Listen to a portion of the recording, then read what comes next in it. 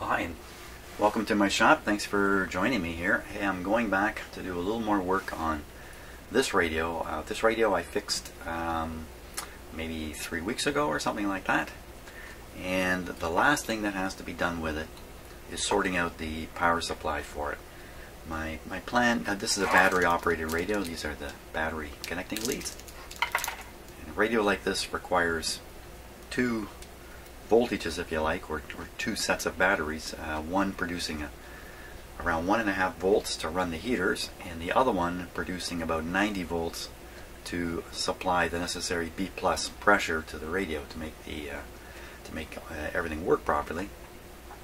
So solving the 1.5 volt supply problem is easy. Just a 1.5 volt regular D battery will do it. So that's really the challenge there, is just coming up with a battery holder. That's all that's there.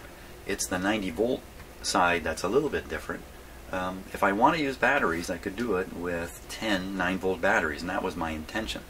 But many of these battery operated radios have space inside the cabinet to hold that number of batteries, or even more in fact. But this radio doesn't. This is the cabinet, and it's pretty much all radio, and the radio is mounted in the cabinet. There's no room to put 10 9-volt batteries and one D cell in there. I'm hoping there's room for one D cell, but to deal with the 90 volts, I think I'm going to build a little power supply. It shouldn't be too tough. The current drain on the 90 volts is almost nothing from this radio. So I don't need much of a supply here. I just need to come up with something you can plug in the wall, and it will produce a nice, clean, hum-free 90 volts. So to work on that, I have my college. This is from when I was in college, which was a while ago. A little I can't remember what these were called. Project board, if you like. I'll be able to put some components on here and test stuff out and see if I can't get 80-90 volts, 80-90 volt supply kind of cobbled together. Once I'm satisfied that this is a good thing, then I'll just switch it from this temporary board onto something more permanent. We're not talking about many parts here. Capacitor or two, diode, a couple of resistors. That should be all it takes to do this. And I just finished a transistorized project, the Pi Columbia 360 record player, so my knowledge about solid state circuits has been pumped back up, been reinflated. Reinflated would be the word for it, since I was trained in all this stuff, or taught all this stuff in college, but it was so long ago when I did absolutely nothing with solid state stuff, really, until now. So a little refreshing is good. Okay, so let's start building up some kind of circuit here. Okay, so here's what I've dug up from my junk boxes and that. Just a temporary cord to plug it in the power, and I see this is a polarized plug. It'll go in the same way every time. The thing is, initially I'll be plugging this into an isolation transformer, so there's no grounded line coming to the supply while I'm working on it here on the bench. Right towards the end, I'll have to sort out a polarized plug and make sure I've got things done the right way. So the chassis here, if it's involved at all, that would be up here, the chassis on the radio. If it's involved at all, it's connected to the grounded side of the power line. So I'm going to worry about that down the road. The rest of the parts I've got are, let's see, a bunch of diodes here. It's simply a 1N, I think this is a 4005 diode, and it's good for an amp. This is a 1 amp diode, and the reverse voltage on this one I think is 400 volts, so this is plenty strong to do the job. Diode only need one, don't need to do a bridge for this. You got a fairly large capacitor here, 50 microfarads at 160 volts. Voltage is plenty high because we're aiming for 90, and this is quite a large capacitor for what we're doing, so I think it should be sufficient. Problem with this is when I first turn on the power supply, there'll be a rush of current into this capacitor. It will look like a short circuit at first, and there's a chance my poor little diode will fry, so I got to deal with that a little bit. That's not tough. I've got a nice fuse holder here. I'm going to put a fuse in. because I'm the guy who's building this. So I think having a fuse in the circuit would be a good thing. I have another one here, but this one's covered, so I kind of like this one. That's just about all I need for parts. So I'll show you a little circuit diagram here. Pretty simple stuff. So we have the two wires coming in from the power. Can you see that? Yes, you can. Let's see, simple stuff. I'm going to go through the diode, go through a resistor, draw this along here, meet up with the big fat capacitor, go through another resistor. Maybe I need to put a resistor like this, and then this becomes the output terminals, 90 volts or a little less. Pretty simple stuff. This resistor's job is to slow down the rush current charging up the capacitor. So, you know, as a guess, I don't know, 20 ohms, 10 ohms, something like that. That's just a guess. These two are to set up a current flow through this which is greater by maybe a factor of about 10, something like that, greater than the radio itself. Now I'm a little big question mark about that. Part of that is to create some regulation in the power supply. I don't know how important regulation really is in this power supply, but and the other part is to control this voltage here, because this guy is likely to charge up to around 150 volts, this capacitor, based on this circuit arrangement. I'm not exactly sure. I'll find out as I build this just what this really charges up to, but it could get up to around 150, because although the voltage coming in is 120 volts RMS, the actual voltage is peaking around 169, I believe, if I remember right. So you can get almost this whole peak voltage charging up this capacitor here if there's no load on this. So just got to be pretty careful about what happens right in here. And then suppose we get 150 sitting on this capacitor. We got to knock it down to 90, so I have to arrange these resistors so there's enough current flow to knock it off here, to knock off some voltage here. Because 150, I would want to knock off about 60 volts here. That would leave 90 volts across this resistor. Something like that. That's kind of what my thinking is right now. Pretty simple stuff. Maybe I can actually build this. Let's see. Okay, so now what we've got here is the clip leads from the plug connected to the board. Now, I don't know if you're not familiar with these boards, these breadboards, I guess we could call it. This strip is a little different from these. So in this strip, all these are connected together, and then all these are connected together. So you can apply a B plus or VCC minus, whatever you want, onto here, and it appears all the way along here. You can tap off and bring it in. These are connected together this way. So there's a whole bunch of separate 5-point connections here. These are separate again. So when you look at this, what you see is this is actually connected to here, the negative side of the capacitor. This is actually connected to the diode and the resistor, and then to the positive side of the capacitor. So with this arrangement, you should be able to turn it on and develop something like 160 volts or something in that range here. Before I do that though, I want to make a quick calculation. I did put a 20 ohm resistor in here. There's my circuit. So there's the 20 ohm resistor and the big capacitor here. Now I want to calculate the maximum current that will flow through this diode when I first apply power and there's no charge in here. So we can just pretend this is a short circuit. So really what I've got is 120 volts across a 20 ohm resistor.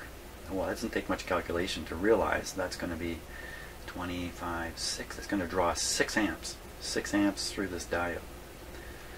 I don't think the diode can take 6 amps even for a fraction of a second, but obviously it can take some increased current for a very short period. Well, the only question would be, is this going to be way too much for this diode? I think the answer is yes. This is a large capacitor.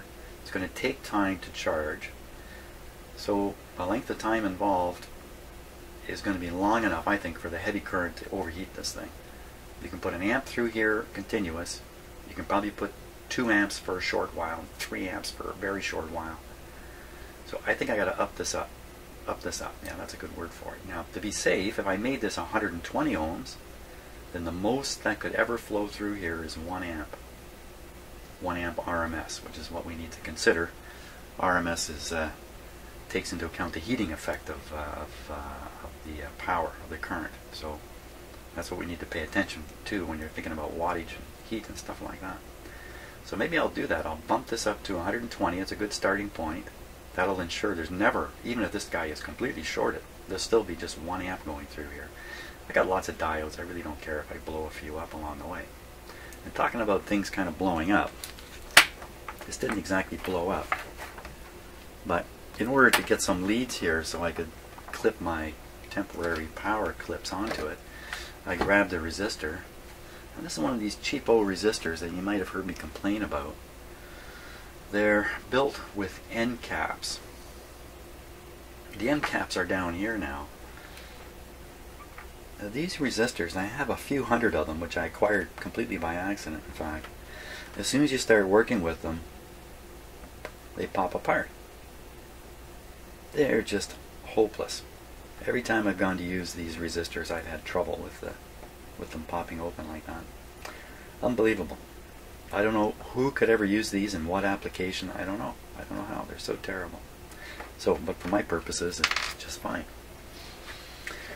So we can actually, yeah, I changed this to 120 ohms, and then we can turn this on and see what kind of voltage develops across there.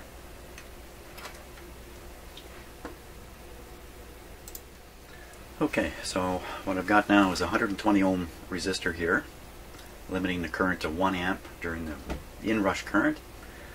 And I've got a couple of instruments connected. I got the voltmeter connected here to read the RMS voltage across the capacitor, which is what we're trying to develop. And I'm guessing it's going to be 160 or something like that. And then I have it also connected to the scope over here, so we can start looking for any kind of we can look at how much AC is coming through and showing up on the capacitor. Now under this arrangement, I expect it to be nothing at all. You know, boy, I tell you, I recall doing this for another radio quite a couple of years ago, and I abandoned it. I abandoned it back then. Wow, just a little memory popped back. So been here already. Okay, but I've never done it to this degree. So being a lot more careful this time, going step by step and make sure everything's okay. So I'm going to flip that guy on,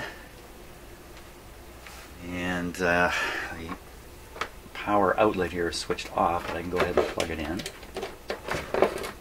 Okay, can you see that? Yeah, the supply voltage will show up here. Okay, on the scope we only want to be looking at the upper trace, and it's showing I guess we can call it noise because it's not connected to anything just now. So we can kind of ignore that for now. It's all about this voltage here. I'll be turning it on using an isolation transformer, so there's no hydro or power company ground involved in this. The shock hazard is very low. It's very low anyway because I'm wearing rubber-soled shoes and try to keep my hands out of trouble. Okay. Just looking it over. I also have the dim bulbs in here too, so if somehow I've created a short circuit because I'm that stupid, then the dim bulbs will save me. Otherwise I'd be plugging this right into the wall, everybody look out. But with the dim bulbs in the circuit, it's not too much of a concern here. If the voltage on here is beyond the rating of the capacitor is rated for 160. If it turns out to be 170, which is possible, I wouldn't worry too much about it. 10 volts, these things are not that. It's not like you get up to 161 volts and they blow up. It's not like that, especially a new one. You could probably put double the rated voltage on here and no problem whatsoever. So I've convinced myself I'm ready to go. Okay, we'll apply power and this meter should pop up right away. It's definitely connected here, eh? Yeah. Here we go.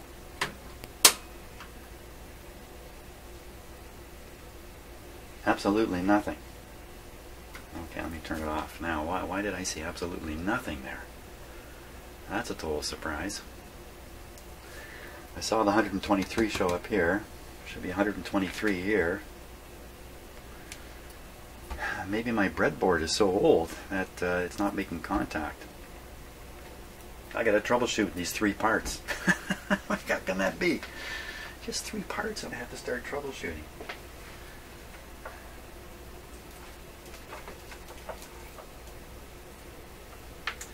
Oh my gosh. Well, let me bring out another meter here.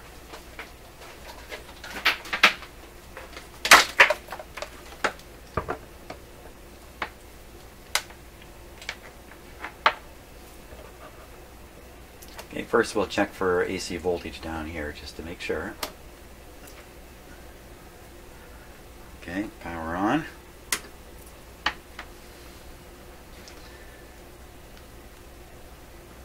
So there's the AC there. What about here? Yeah. And then another way to check the ground side of this.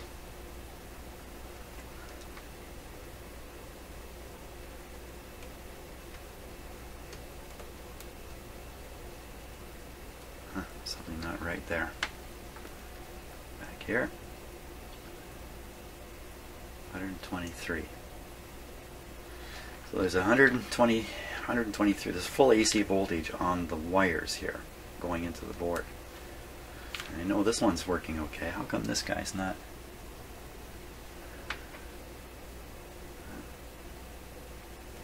Okay, got the power. Could be a charge on here. I don't think so though, but I should be careful. Well, oh, maybe that wasn't shoved in all the way. Looks like I put my clip leads on and just pulled this out.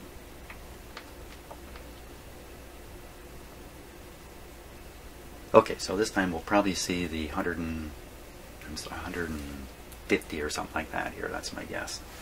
Always good to have some kind of guess or theory of what's going to happen next, so you're a little bit better prepared.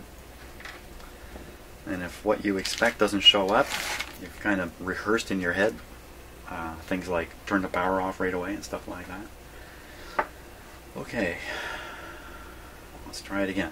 120, what am I going to guess? I'm going to guess actually 152 volts. That's my guess. What's your guess? If you guess 0, you'd be, you'd be a winner. You'd be a winner. What is going on here? Okay, I'll leave it on. Check for AC again.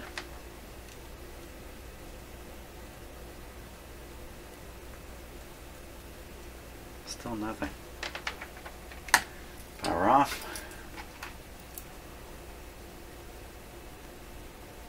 It's just any old lead to test to here.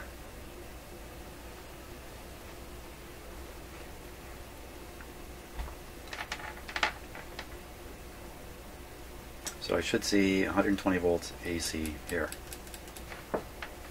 Power on. Bearing in mind at any moment whatever is going wrong could stop going wrong. So there it is. So I know now that the voltage is running down these rails for sure. These through my board here. Now why is it not showing up over here?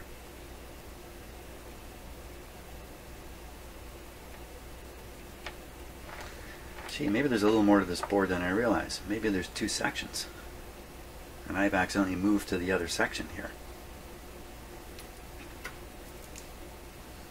Okay, based on that theory, I just have to rearrange a few parts here. Hang on one sec. Okay, I got the same circuit layout, just moved everything this way on the board. Now, I've also nipped off the little end caps from these wires here, just to clean that up a bit. You know, the concern with this, and it's not that great of a concern because again I'm using protection. I've got dim bulbs in the circuit and that. There's a short circuit right here is really where some excitement would happen. Not much else can happen anywhere else.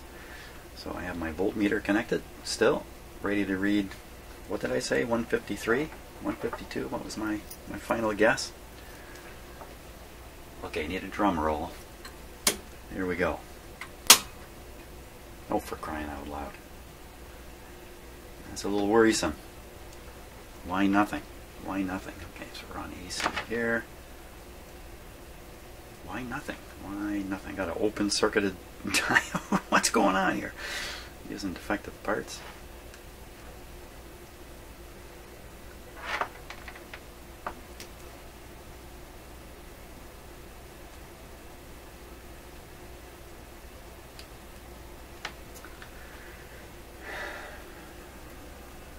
Get it.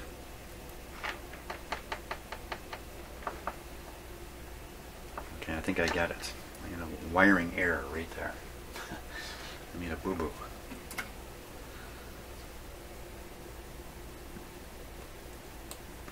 And if there's any way to make a mistake, I seem to find it.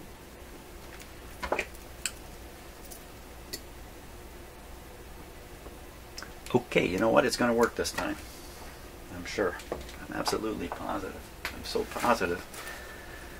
I'm going to bet 10 cents on this. Okay. 153. That's my guess. Here we go. 160 is going to make up to 170 maybe. Good. Okay. There we are. Why don't we take a peek at it on the scope? But I'm sure all we're going to see is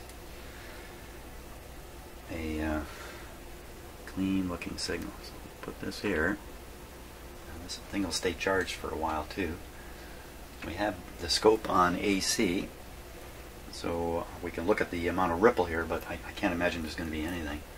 When I first put the power on, the scope is going to leap while the capacitor inside the scope charges, and then the line will come back down. Then we'll turn up the sensitivity and see if there's any chop or wave or stuff like that in there. Okay, power on. It's back. Oh, there is something. There is something. I'll make that. There's a lousy power supply there. You see that? Yeah, you can kind of see that on the I'm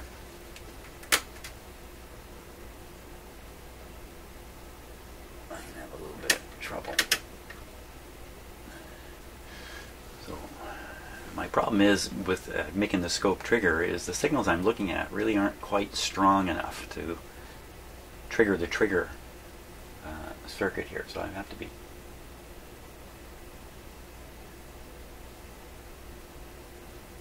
not going to do it. Okay, anyway, you can see what's going on here. We got kind of a funny shaped wave. Well, that would produce quite a hum. I'm quite surprised by that. I figured that this capacitor would just charge right up and be smooth as could be. Obviously, making power supplies is more complicated than what I expected. Okay, what's next on the hit parade here? Okay, well, it looks like I have to add a little more here to the power supply. So most power supplies do not run with one capacitor. Most run with two in what might be considered, I guess, a pi filter. I'm not sure if that's the right name. So we'll get rid of this resistor here. In fact, I'm just going to turn this into a capacitor here. Just put another large capacitor here and put a fair size resistor in here, 1K, 1000 or 2000, something like that in here. And the idea is whatever ripple is left after this guy has done his thing, this is now 120 here, whatever ripple is left, then the remaining ripple will drop on this resistor, because basically there's an AC circuit through here. And it looks like a short to AC. It's kind of a way of looking at it, I guess. There's a couple ways of looking at this stuff. So whatever ripple is left should drop over here, and we should have smooth stuff coming out of here now. Then I think we're going to have to do the, well, I don't know, a couple options here. One, another resistor here, another resistor here, and then, you know, we add up these resistors along here, and this one, it turns into a voltage divider, and we can adjust this resistor, get 90 volts. Something like that can happen. So right now we're just working here. Can we get a smooth, say 150 volts out of here? 100, maybe 160 out of here. So I got to put, now what size should I put in here? Don't know offhand. So let's start with like a 2K in there. What's the issue with the size of this? The issue with the size of this has to do with how much current you've got to pull through this thing to generate a sufficient voltage drop here to drop the voltage from 160 down to 90. So it's really this guy and this guy working in ratio, and then when you hook the radio up, it's just another resistor here. You can think of it that way, drawing even more current through this guy and this guy too, all generating voltage drops. And if I put one in here, also this one. I don't know if I need this one. Maybe just this. So we'll go to the next stage. We'll put a 2K in here. Now what about the wattage on it? Well, until we're drawing power into the radio, I don't think there's much current flow through here. I don't think so anyway, so I don't think we have too much to worry about. Initially, a bit of a rush through here, but I mean, we're talking just a few, you know, fractions of a second or maybe half a second or something like that. So like if I stick another large 5-watt resistor in here, I really have nothing to worry about whatsoever while I'm experimenting with the circuit arrangement. So that's what I'm going to do. So I'll dig up a 2K or something close to 2K and stick it in here. We'll see how it goes. Oh, I gotta get another capacitor too. Okay, now, so I've got the extra resistor here now, the 2K resistor, and I've got another large capacitor, 50 microfarad. This one's a little higher voltage, in fact. This one's good for 250. Should probably swap these, but right now I'm just experimenting. Later I'll pick the right size components to actually build the final circuit. So we got diode, control inrush resistor, first capacitor, let's call this the filter resistor, second capacitor, no load on this at all. So again, I'm thinking you shouldn't see any ripple. Got the scope ready to watch. Got this voltmeter showing 39 volts still riding on this capacitor, and we'll have to move the lead over to read this one. I can use this meter here, and we'll just go like that. That'll give us the output voltage. Good, we're all set. The DC output voltage. I'm guessing again it's still going to be around 165 or 170, something like that. Are we ready? Yeah, I think we are. There we go. Okay, 170 on the first one, and the output on the scope is just as bad. Look, it's terrible. It's just as bad. Now it could be because they're not drawing any current through this thing, although that seems counterintuitive to me. But I got to put let's call it the voltage divider resistor, the one that's going to control how much drop there is on here, and try to reduce the voltage from where it is. And where is it? It's 169 on the first capacitor, and the second capacitor.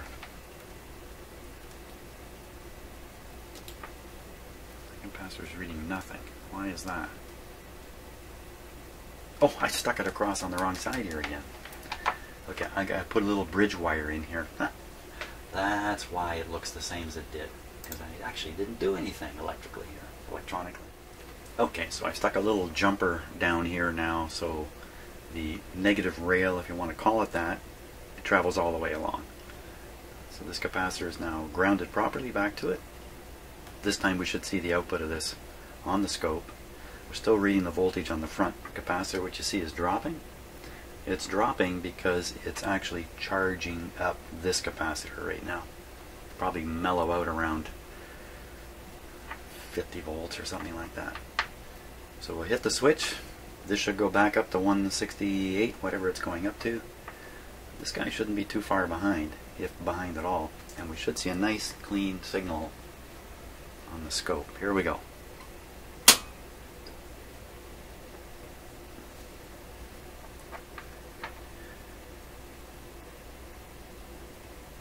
Okay, so we got the usual 100 and almost 70 on here. On this other capacitor, we've got probably something very similar, almost exactly similar. That's because there's no current flowing in here. If we look on the scope now, my scope is as sensitive as it will go. We don't see any evidence of hum. Not sure why it's drifting up and down. I'm not exactly sure why this is drifting up and down, but the thing to keep in mind is that this circuit is not grounded in any way. Well, I take that back. It's actually grounded through the scope at this point. So there is actually a third wire or green wire power company ground applied to this. So nothing can be getting hot here because there's no current flowing. But there we have it. There we have a stable output, but at the wrong voltage. So now we've got to do the voltage divider thing to pull down the way we'll do it is we'll put a load on this that'll draw current through this resistor that'll drop the output voltage. And what I'll do is I'll use my decade box on here to kind of see just what kind of resistance we really need to get to. So I'm going to turn the power off, clip this back on here. Keep me mindful that this thing is charged up now at 160 volts. And my decade box, let's get it out here.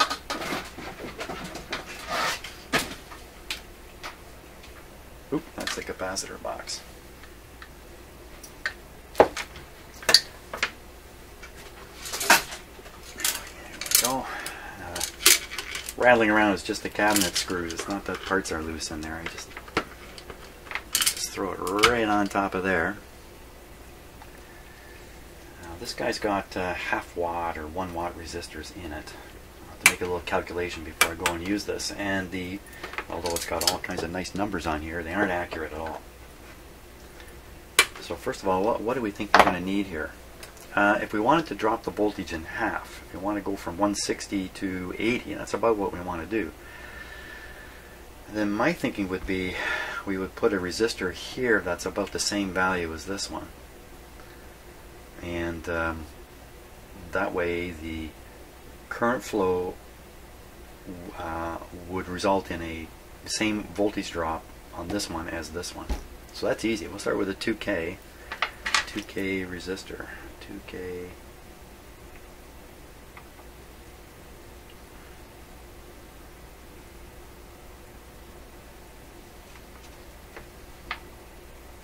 Five watt 2K5. Oh.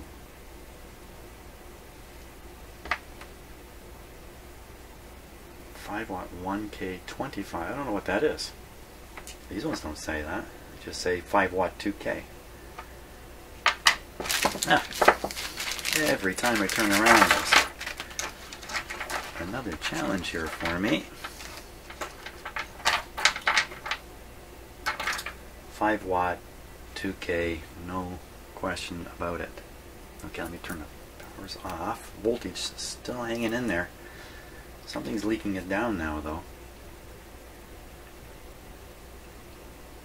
I would kind of expect this to just stay up there and not leak down, because there's nowhere for it to leak except through these capacitors themselves. So anyway, could just be I got the wrong perspective on things. So we'll put this in as a load.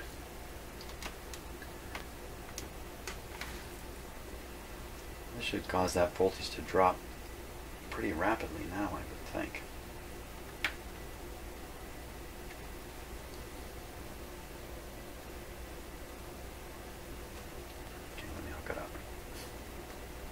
just spaced out there for a while. There she goes. Boom.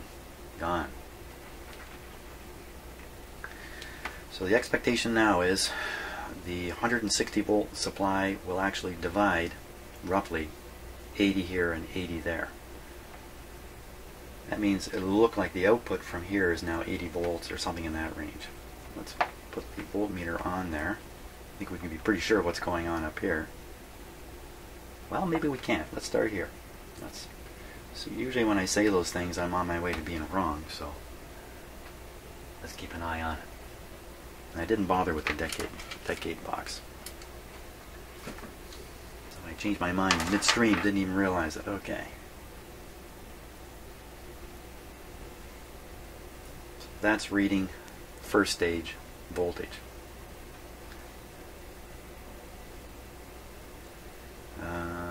Okay, these are 5-watt resistors, nothing bad can happen. Here we go. Now more famous last words. So you see the current flowing through this now is causing a drop across the 120 ohm resistor. So we're already down to 138. We come into the second filter. Oh my god, look at the scope. Yikes. That's a horrid situation. How did I end up with that? It's huge. It's huge.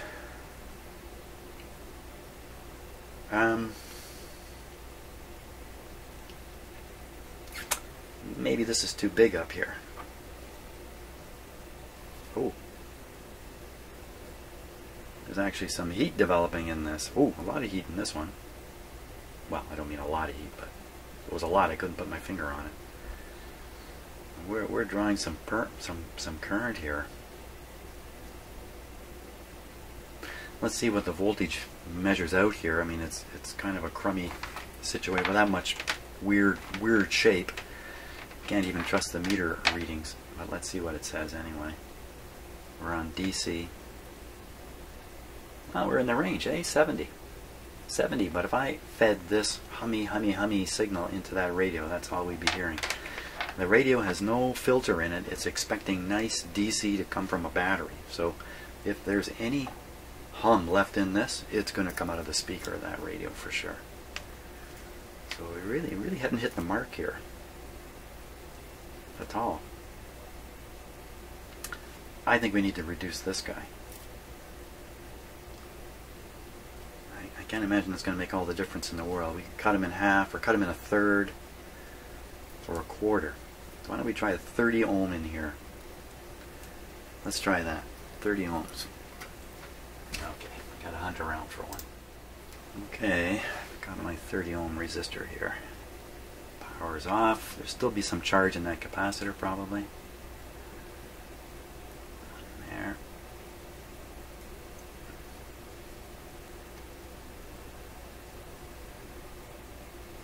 One in here.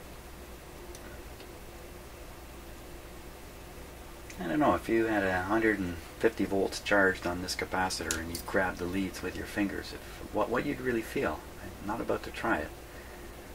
I'm not sure. Our voltmeter lead had come loose here. Okay, so now we have a 30 in here. 30, 2K, 2K.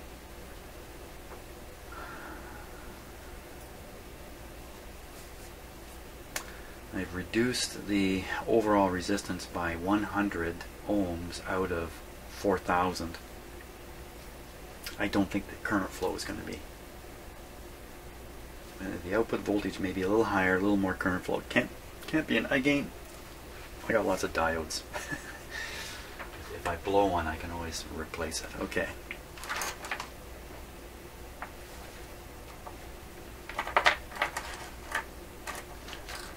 Ready for the power on. Okay, power on. Oh. Okay, at 150 on the first stage. The output looks exactly the same. So somewhere along the line I'm missing the point here.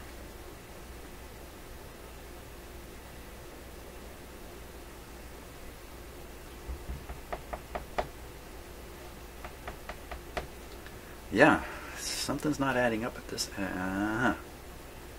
Something not adding up here. I would really expect that to be pretty darn smooth by now.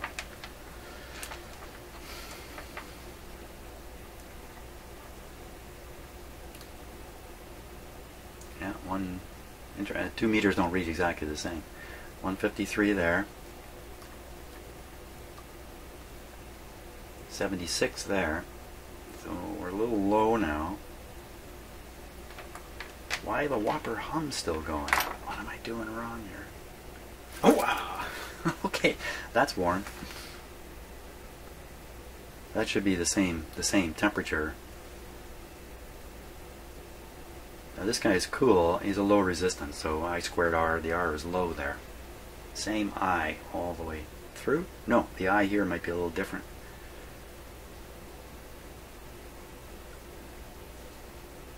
Well, I think maybe I need to raise the resistance of this and this quite a ways. Maybe double them or triple them.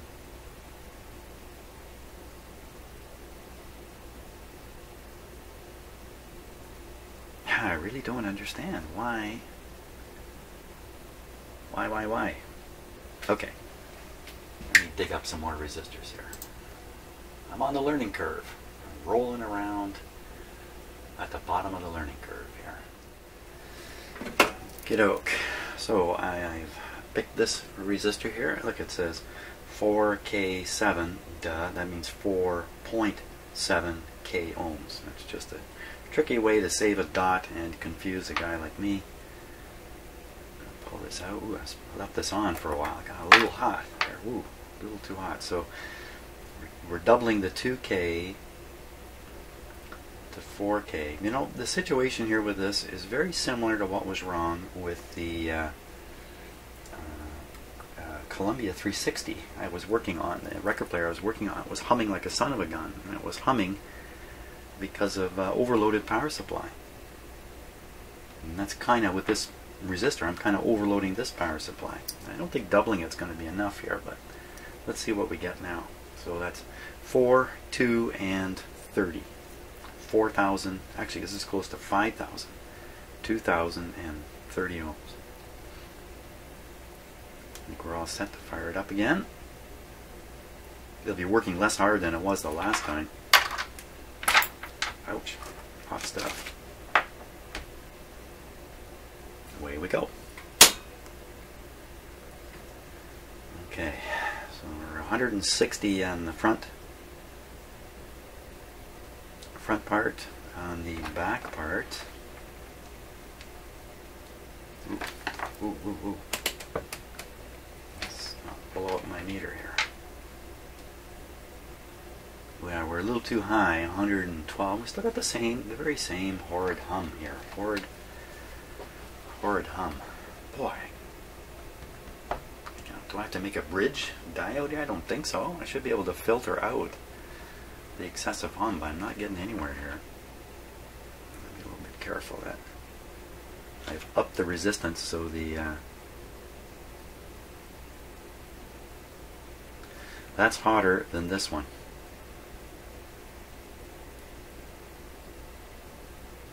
How does that happen? How do you get this one hotter than this one? Something wrong with this capacitor?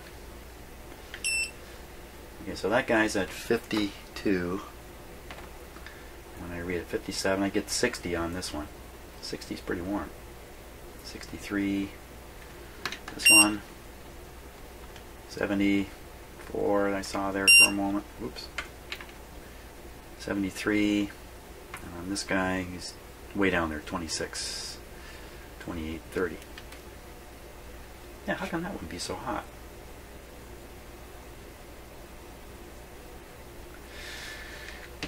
There is a hum current flow in here, and that's what that would have to be, I guess, but there's still lots of hum out over here. What am I doing wrong? This is not adding up.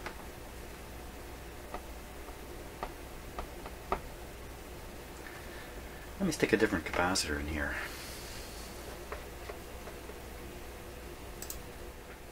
Okay, so I got the very same brand and style as this one, same rating, 160 volts at 50 big 50 microfarads. Here we go, stick them in.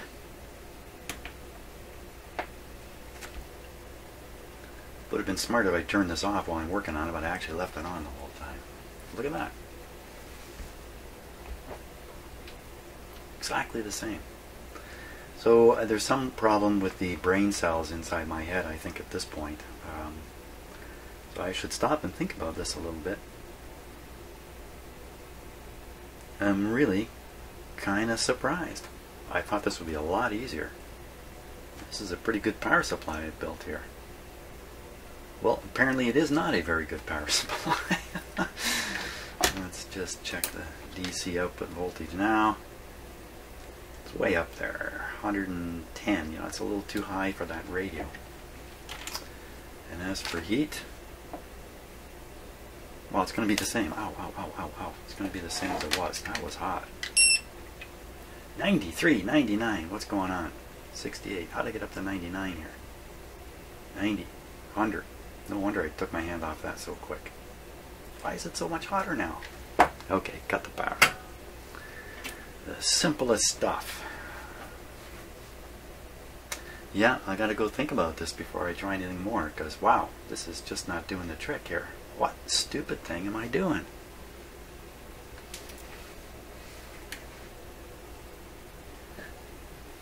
Yeah, I'll go spend my day thinking about what it is that's bad in here. I don't know. Hey, thanks for watching so far.